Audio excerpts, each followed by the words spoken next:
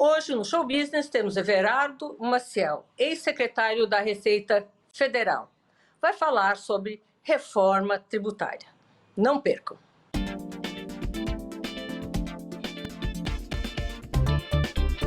Bem-vindo, doutor Everardo, bem-vindo ao Show Business.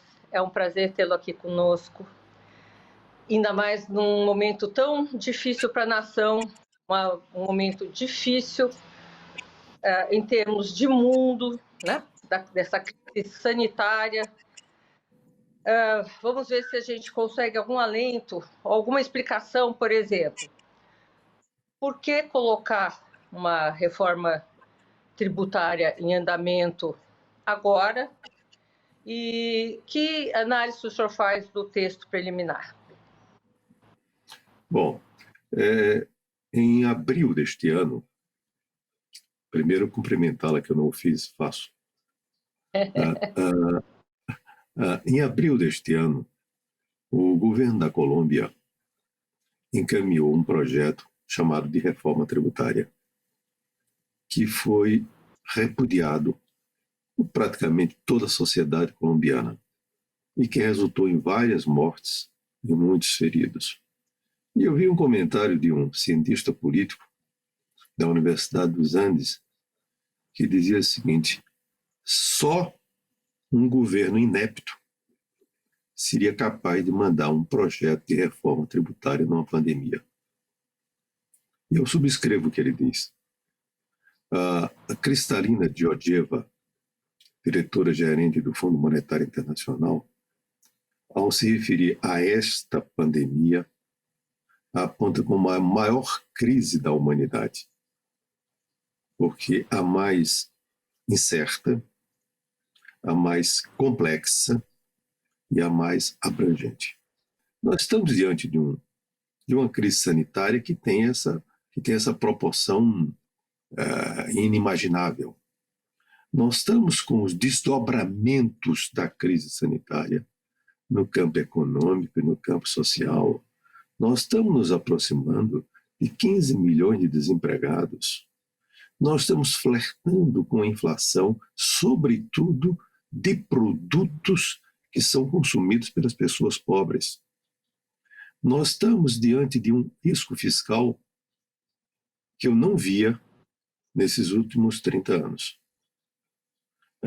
Nesse cenário, nós passamos a brincar com projetos de reforma tributária. Esse projeto, especialmente o chamado projeto de reforma da tributação da renda, conseguiu uma façanha que eu nunca pude imaginar. Nem com o máximo de imaginação eu não conseguiria perceber isso. Consegui a oposição da FEBRABAN, da CNI, especialmente da Fiesp, da Frente Parlamentar Rural, da Confederação Nacional do Comércio, da Confederação Nacional do Serviço, de 55 entidades representativas de profissionais liberais, de todos os estados e de todos os municípios. Ora, será que não percebe que deve ter alguma coisa errada nisso? Bom, vejamos. A primeira motivação desse projeto, eu estou me referindo ao projeto de reforma do imposto de renda, a outros. Eu estou centrando nesse especificamente, que é o que está na pauta. A primeira motivação foi para implementar o que foi chamado um compromisso de campanha, que é um compromisso que eu não conheço ninguém que saiba dele, que o presidente teria dito que queria aumentar o limite de isenção do imposto de renda. Definitivamente, o presidente tem poucas virtudes, mas um defeito claro é que ele não entende absolutamente nada de assuntos tributários. Bom, e aí pretendeu elevar isto aí. Muito bem. Aí quando vai fazer isso, disse agora, mas para fazer isso tem que criar algumas compensações. Aí já não é mais o presidente, ele sequer domina esse assunto. Aí vem o Ministério da Economia. O Ministério da Economia, o ministro da Economia diz, eu não gosto do que ele chama, sem saber, de isenção na tributação de dividendos. Não há isenção, não é não incidência, mas esse é um assunto que é mais complexo, ele conseguir distinguir uma coisa da outra. Explica um pouquinho sobre isso, que é interessante. Tem muito investidor assistindo.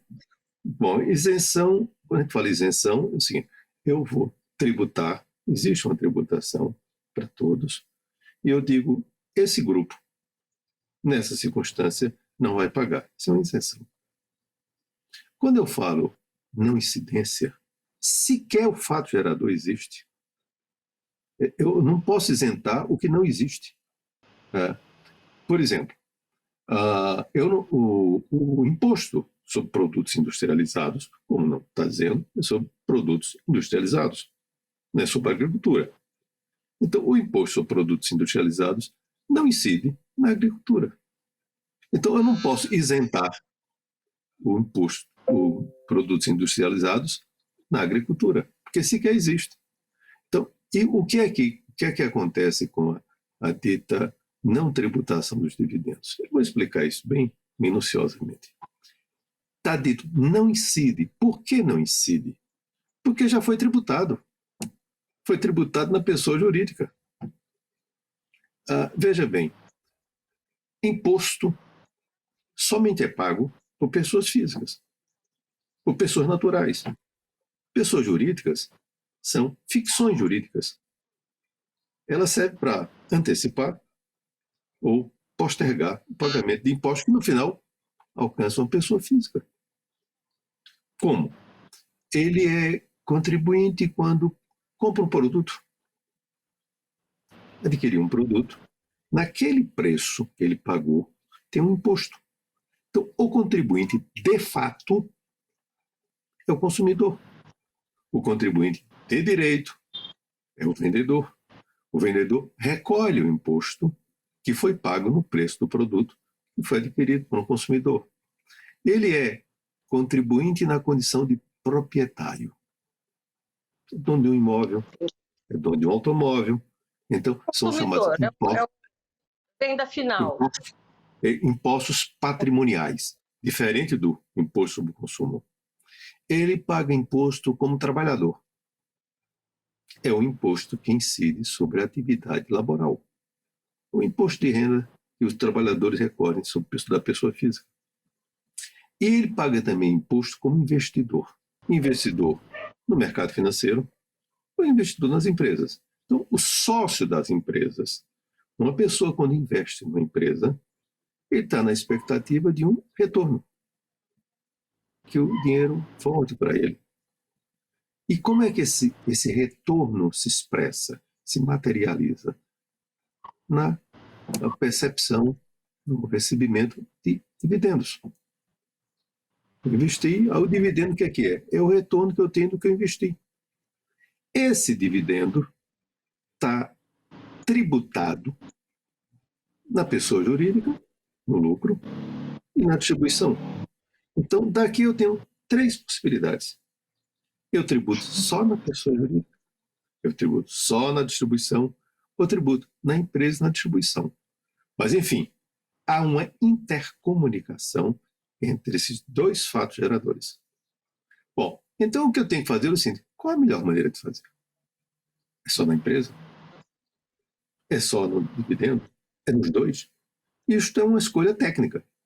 Qual é uma das grandes virtudes de tributação na empresa?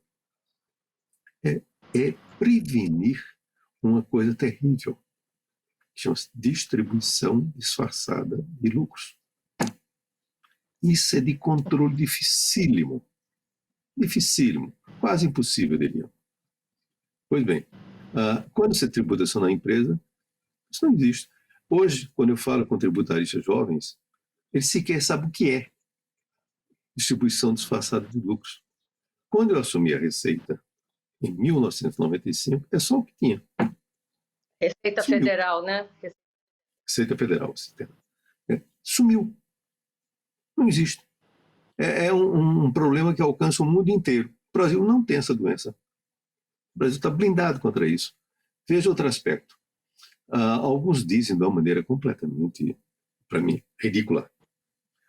Mas se eu tributar o dividendo, eu estimulo a pessoa a reinvestir na própria empresa.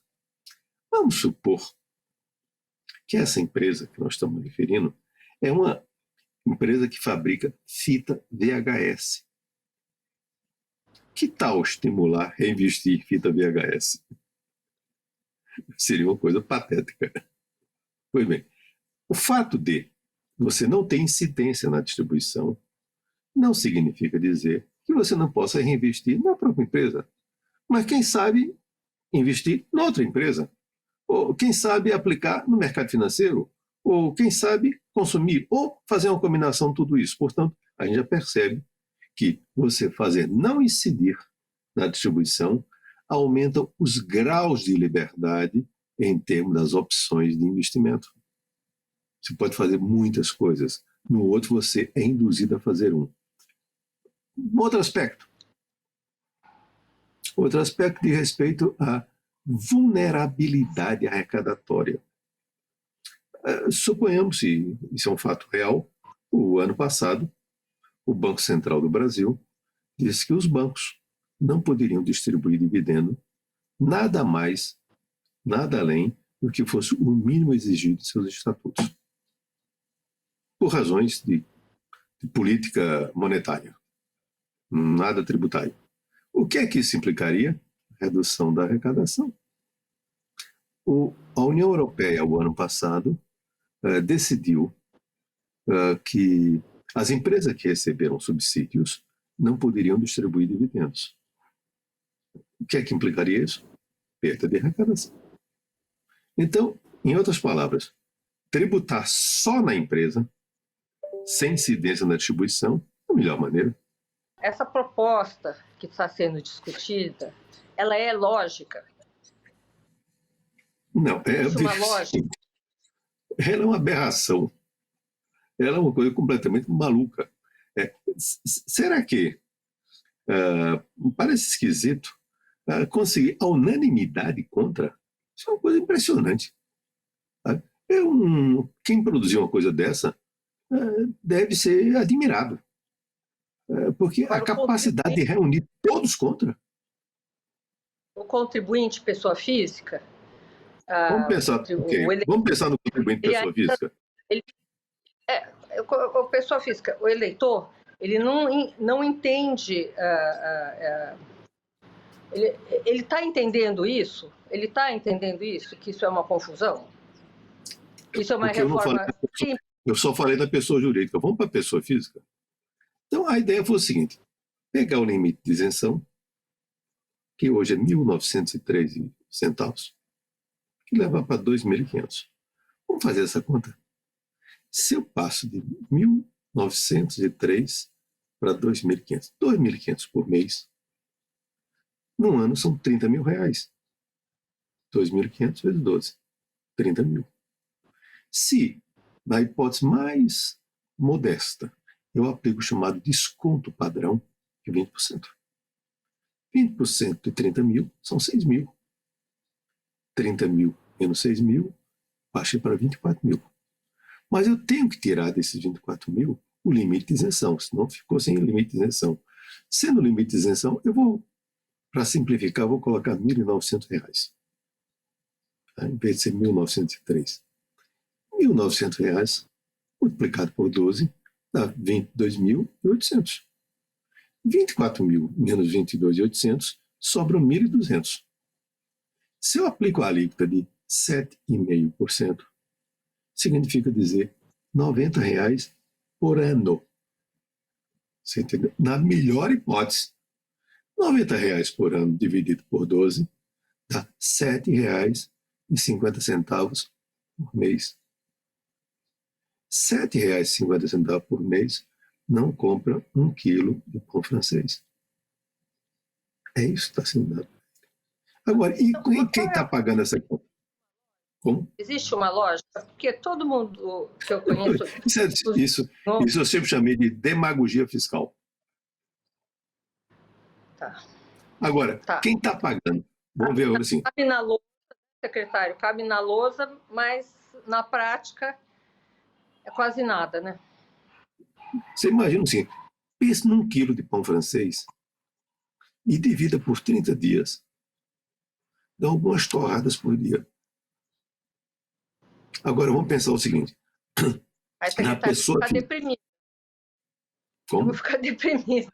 Eu sei. Nossa, eu posso interromper o senhor um minutinho, a gente Claro, volta já já?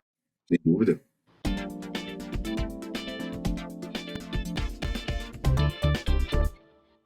Bom, secretário, voltamos aqui ao programa. O senhor já, no bloco anterior, explicou como essa reforma não muda nem o imposto para a pessoa física, nem para o imposto da pessoa jurídica, e atrapalha, e tem todo mundo, toda iniciativa privada contra, e talvez não tenha o contribuinte ainda contra, porque ele ainda não entendeu o que está acontecendo.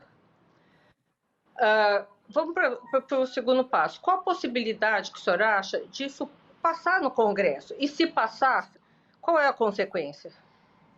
Bom, veja bem, eu faltei dizer que esse quilo de pão francês mensal, ele também tem um dos financiadores do quilo de pão francês. Quando se disse que o desconto padrão, que é 20%, só pode ser usufruído por quem tem renda até 40 mil, sabendo que até 30 mil está isento, significa dizer apenas os que têm entre 30 e 40 mil poderão usar. E, portanto, quem está acima de 40 mil, sobretudo quem está até 83.700, 70% deles fazem uso desse desconto padrão, não poderão usar. Se diz que com isso terão um ganho de arrecadação de 10 bilhões de reais. Esse ganho de arrecadação está nas costas de quem? Das pessoas físicas que ganham entre 40 e 83.700 por ano. Sabe quem é esse pessoal, Sônia? É a chamada classe C. Eu não consigo nem compreender o grau de perversidade disso. É uma perversidade para que cabe internar quem pensou isso. Assim, em cima dessas pessoas, são pessoas pobres. É a classe média baixa, ou seja, a classe C, enfim, que não se dá conta disso. Sabe o que é mais grave, Sônia? Ele só iria perceber na declaração de renda. Ou seja, no ano seguinte ele não estava vendo. Porque o desconto padrão só se aplica quando você vai fazer a declaração. Então, se ele tem vigor a partir de 1º de janeiro de 2022, Exatamente. ele só vai ver em abril de 2023. Mas, o que é que aconteceu? Ou seja, pois isso durante as eleições, ninguém vai ainda ter percebido, né, secretário, durante as eleições de 2022. Isto é uma fraude política. Uma fraude política. Então, e as pessoas falam com a maior naturalidade. Eu estou vendo, estava vendo hoje pela manhã, vendo coisa assim que eu digo, não é possível. Então, estou dizendo assim, tributação de dividendos. Vai ser opcional. Vai ser opcional, Como ninguém assim? vai. Eu não ouvi isso. Secretário, como assim? Isso aí foi dito semana passada?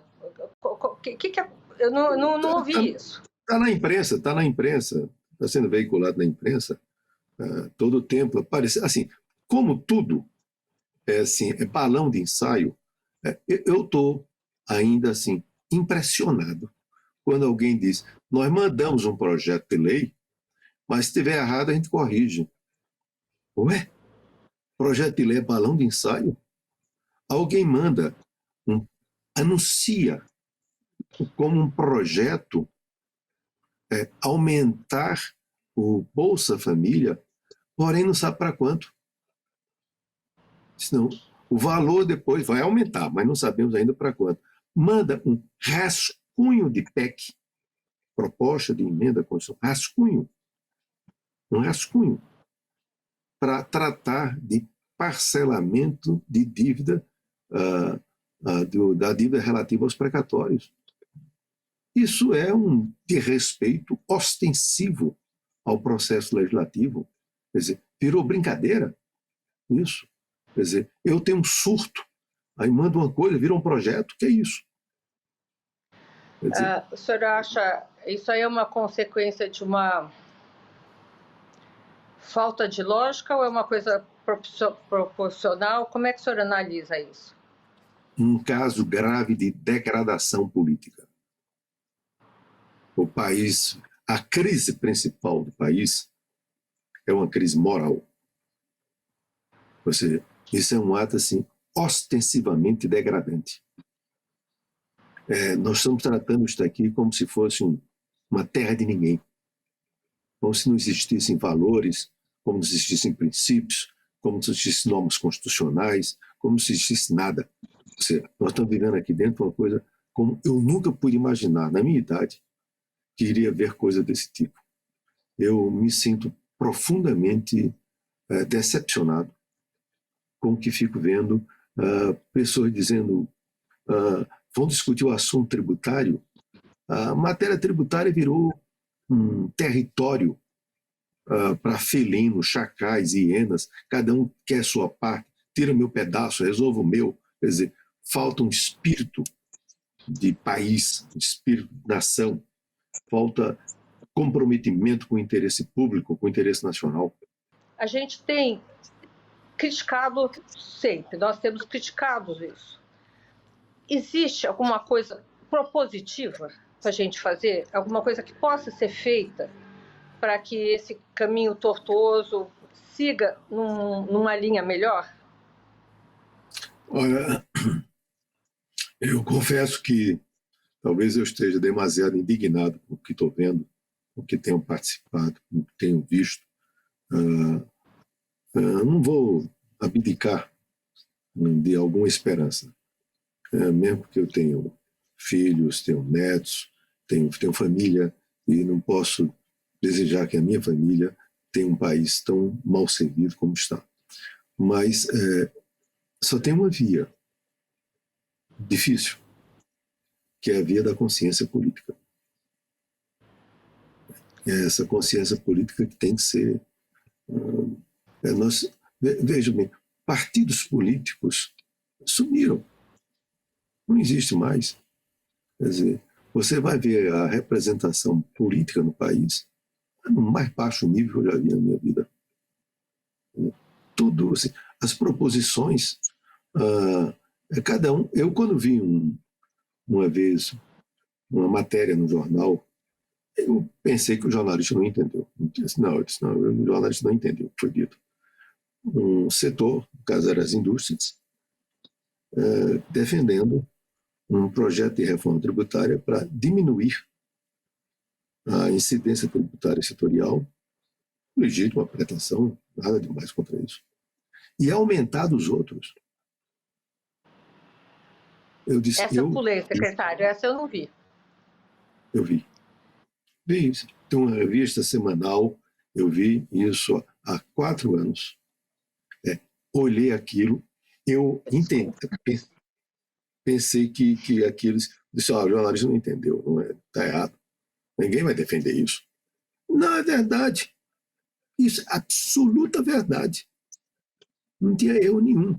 Eu aqui estava sendo ingênuo, pensando que aquilo é falta. Por isso que eu disse, numa entrevista, que reforma tributária no Brasil é uma coisa muito simples. Diminui o meu imposto e aumenta o seu. Mas essa tem sido a lógica, não tem sido, secretário? Cada setor empurra para o outro o que ele não quer diminuir o seu e aumentar dos outros. Ninguém trata, eu acho completamente legítimo que pessoas, que empresas, que setores, que regiões defendam a redução dos seus tributos. Perfeitamente legítimo, não tem nada demais nisso. É completamente normal. Agora, o que não cabe é que essa redução ocorra às expensas de aumento dos outros. Porque ninguém tem coragem de enfrentar a raiz de tudo grande isso. Problema, né? Raiz do problema. Sabe qual é o grande problema? O Estado. O tamanho do Estado. Os gastos do Estado. O gasto do Estado. Os privilégios ostensivos. Você veja, a Constituição fala ninguém pode ganhar mais do que a remuneração de um ministro supremo. Vá olhar no Poder Judiciário, todos ganham. Não é que um ganhe, não. Todos. Você vai olhar a, a remuneração de um parlamentar. Ele tem uma cota de representação que toda cota é o salário, sobre o qual não paga imposto, valia R$150 mil por mês. Você, quando começa a olhar essas pequenas coisinhas, uma ocasião, a presidente do Supremo Tribunal, ministra Carmen Lúcia, me comunicou pela imprensa que eu iria presidir uma comissão para rever a remuneração no judiciário. Eu fiquei assustado. Eu digo que isso é uma tarefa para mártires, para ninguém fazer isso. Mas não podia fazer, o que é que eu podia fazer diferente? E lá fui eu. Na primeira reunião, quando eu fui olhar as coisas, eu fiquei assustado. Assustado. E comecei a dizer, isso eu não aceito. Foi ótimo. Não houve segunda reunião. A comissão se desfez naturalmente. Sabe? Porque é assustador. Põe as coisas para o público ver. O que chamam de indenização, você não paga imposto sobre isso. Indenização, o que é? É uma reparação de uma perda patrimonial. Você tem um patrimônio, perdeu por um azar da vida. Você restaura o seu patrimônio, obviamente, não tem imposto. Então chama de indenização auxílio moradia. Mas como? Indenizando o quê? Qual foi a perda que a pessoa teve? Não, ele tem um direito. Então, ele perdeu um direito. Chega aos tribunais onde você tem o que chamam de auxílio peru como indenização. Sabe o que é isso? É um dinheiro que é dado para comprar o peru de Natal. Nós somos um país que temos vice-presidente, vice-governador, vice-prefeito. Para quê? Para nada. Mas gasta. Nós somos um país que remuneramos Câmara de Vereadores, portanto, de municípios com população de 8 mil habitantes. Alguém tem coragem de enfrentar isso? Mas, secretário, quando o senhor foi secretário da Receita Federal, na sua gestão, isso devia desistir também naquela época, ou não? É uma coisa recente? Esse da indenização, tratada dessa forma, ela foi objeto de uma decisão do Poder Judiciário. Eu não sou capaz de dizer com completa precisão o dia, mas entre o dia 25 e 31 de dezembro de 2001. Eu deixei a secretaria no dia 31. Secretário, eu vou te pedir um minutinho. A gente volta já já.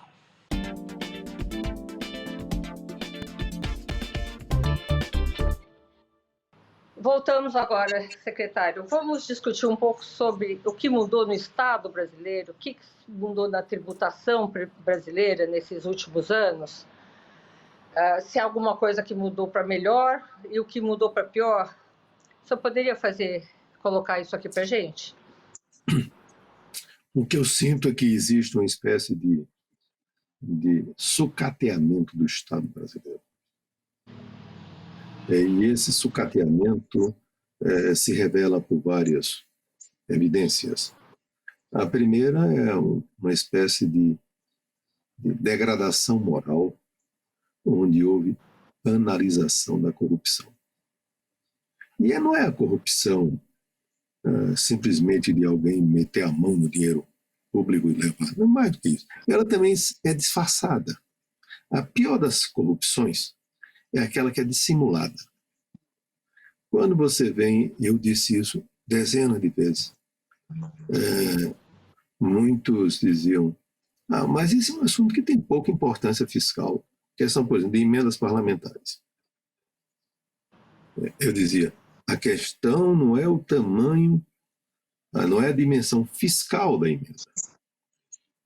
A questão é outra. É que isto é um instrumento de corrupção. Enquanto existirem emendas, existirá corrupção. Pode apostar. Aquilo foi feito para isso. Agora, ela é, como tudo no Brasil, ela vem com um discurso que parece simpático. Mas isso é o exercício da função parlamentar. Não é. Isso não é exercício de função parlamentar. Isso é apenas uma negociata. Quer dizer que toda emenda é corrupta? Não. Mas a emenda propicia a corrupção. O senhor acha que não deveria existir a emenda? Como é que Não, eu acho o seguinte, o orçamento tem que ser discutido no Congresso, mas não como um pedaço de uma pessoa. Essa é a minha emenda. Eu tenho direito a um pedaço, ou seja, eu tenho direito a uma parte do orçamento. É minha. É a minha emenda. Não, você pode emendar o que quer. De onde é que veio tudo isso? No erro na Constituição de 88. Quando, antes disso, não eram admitidas essas emendas.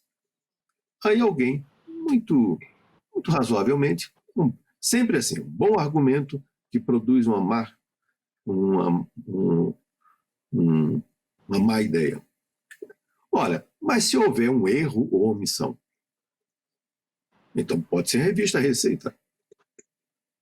Acontece, todos os anos tem erro ou omissão. Virou uma prática. Ou seja, o que era... Isso é uma jabuticaba? Isso é uma jabuticaba? É uma coisa que só o Brasil tem? Não sei. Ou... Não sei nem se é uma jabuticaba. Eu sei que é uma coisa ruim. Ela de jabuticaba eu gosto muito. Não é o caso de jabuticaba. Deve ser uma coisa ruim. É que jabuticaba só existe no Brasil, né? É por isso que a gente não. Essa história fui eu quem divulguei. Então, portanto, eu me sinto culpado por essa história e eu vou aproveitar para me redimir disso. Conversando com Márcio Moreira Alves, e ele conversava muito comigo, e tinha uns personagens que ele inventava. Na verdade, eram personagens, não eram pessoas reais. E ele dizia o seguinte, veja que uma frase, como você pega uma frase, você depois inverte. Ele dizia, tudo que existe no Brasil e não é jabuticaba é bobagem. Era para elogiar jabuticaba. Não era o contrário, não. Aí eu disse isso. É o contrário. A digitalização dos sistemas, a internet, a tecnologia, não barra muitas dessas iniciativas, de alguma maneira? Não. Ela pode agilizar. Pode agilizar a atitude ruim, a delinquência. Quer dizer, tecnologia é meio. Ela Mas não dá transparência? Não é transparente? Não dá transparência? Não, quando você estabelece uma transparência, também estimula a dissimulação. Você veja bem, as despesas com as cotas de representação parlamentar são publicadas. Alguém dá bola para isso? Ninguém. Tem um deputado fulano de tal que gastou a gasolina. Não, olha tudo. O problema não está no detalhe, não está no todo. Não é o pedacinho, não é a parte, não é o todo que tem que olhar. Então, quer dizer, o fato, a transparência também, e aqui eu estou fazendo uma digressão, ela também pode servir para banalizar. É aquilo que a Hannah Arendt chamava de banalização do mal. Quando o julgamento de Adolf Eichmann, em Jerusalém, e ela disse uma coisa que as pessoas foi muito censurada por conta disso. Ele disse, ele faz isso, ele está fazendo isso, mas ele não acha que está errado, não. Ele acha que está certo. Eu fico vendo, por exemplo, eu até um pouco me irritei, gente defendendo esse negócio de voto impresso. Mas, quando eu vou olhar, são pessoas que eu reputo sérias, qualificadas. Mas o que aconteceu com isso?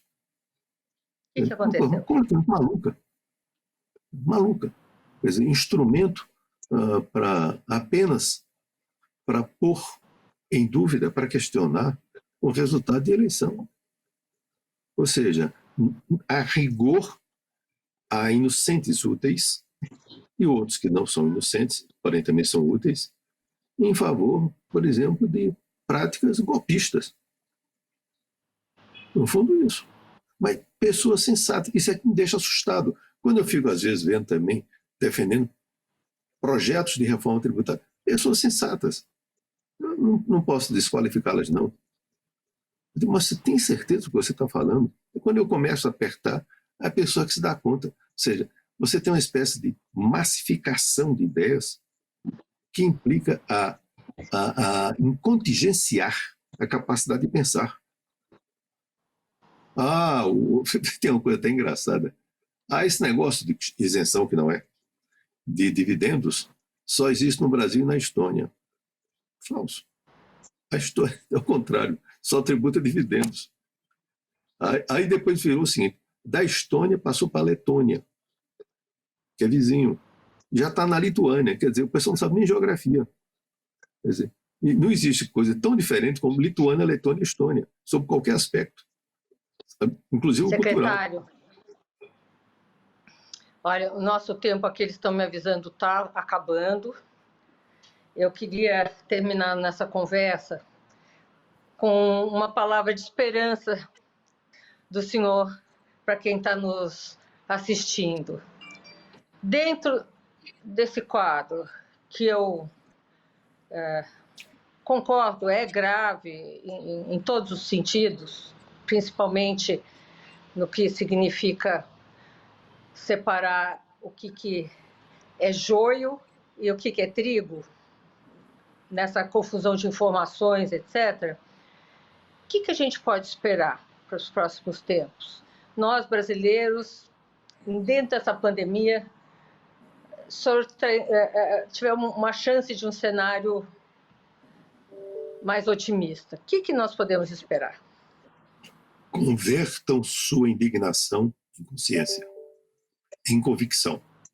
Quer dizer, quando eu estou, em alguns momentos, revelando minha indignação, não entenda que é omissão. Não, a indignação também é um gesto. A indignação também pode ser algo que possa ser útil.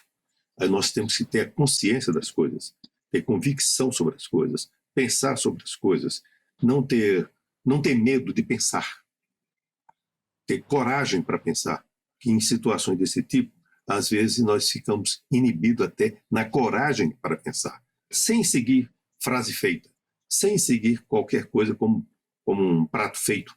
Não. Pensar, discutir, debater, mexer-se em todos os lugares, de todas as formas. Quando todos ganharem essa consciência, aí sim, você pode começar a construir uma expectativa positiva, pode restabelecer a esperança. A gente precisa ter fé em nós mesmos, acreditar em nós mesmos. E é disso que eu estou falando. Olha, secretário, muito obrigado pela conversa, muito obrigada pelo seu tempo. Eu torço muito por essa conscientização generalizada e restrita dos brasileiros, dos eleitores, dos contribuintes, e tenho esperança que isso vá acontecer nesse movimento, nesse mundo onde tudo é mais transparente, na minha opinião. As coisas estão mais transparentes. Então, quem quiser tem chance de saber. É dar um Google, entrar na internet, olhar, verificar, tem chance de checar. Então, ficamos por aqui. Eu agradeço mais uma vez. Bom, muito obrigado. Agora, uma palavra. Não desanimem. Mexam-se. Tá bom, secretário. Namastê, secretário.